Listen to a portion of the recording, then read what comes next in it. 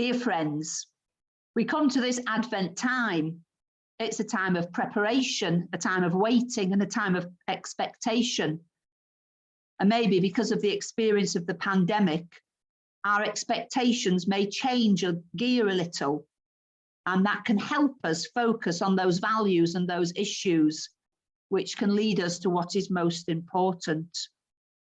So maybe as we approach Advent this year, we can take stock a little, have time to focus on our spiritual journey, as well as see how the Advent message is to be lived out in our churches and our wider communities. And we can also be mindful at this time that the world is facing huge challenges. We're still living in the effects from the pandemic, the migrant crisis, as well as the climate change challenge. And it puts into perspective some of the things we have to face.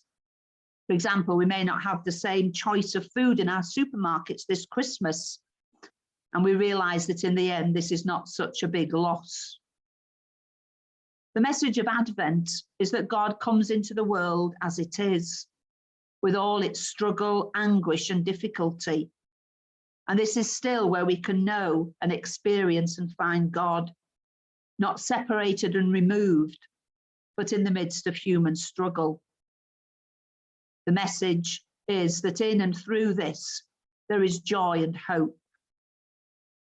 I'm aware that there are many good and fruitful things happening around the circuit and in the churches, giving us the opportunities to prepare and celebrate with meaning this time of the year.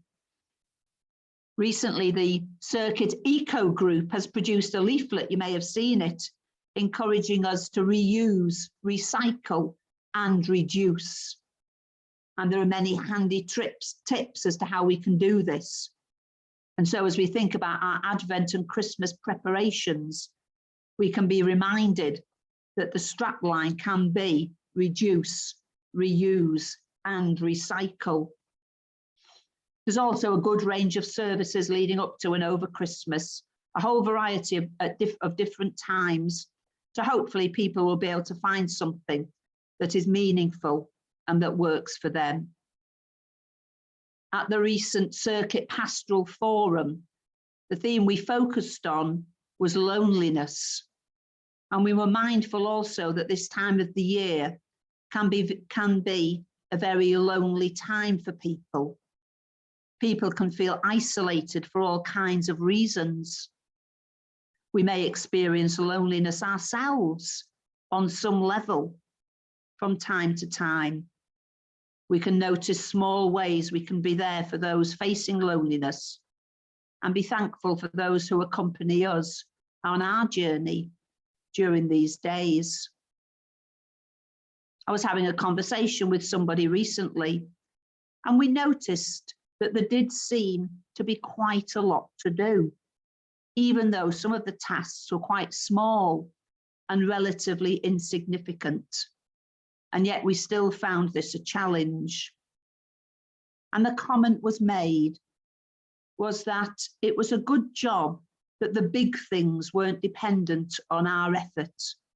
The big things like the incarnation, God coming to meet us in the manger, all beyond our comprehension, all beyond our own effort. All this happens despite us. It's a gift to be welcomed, embraced, accepted, a sign of God's indescribable, extensive love and grace. If we are to focus on anything this year, then we can be reminded of this gift, and how we can live our lives in response to what has been freely given. So let's keep each other in our prayers, and may all that we do spring from God's love, God's peace, and in all things may we know the joy and the goodwill of those who visited the child of Bethlehem, the light of the world. Blessings and thanks to you all for your continued love and support, and peace be with each one at this time of the year. Thank you.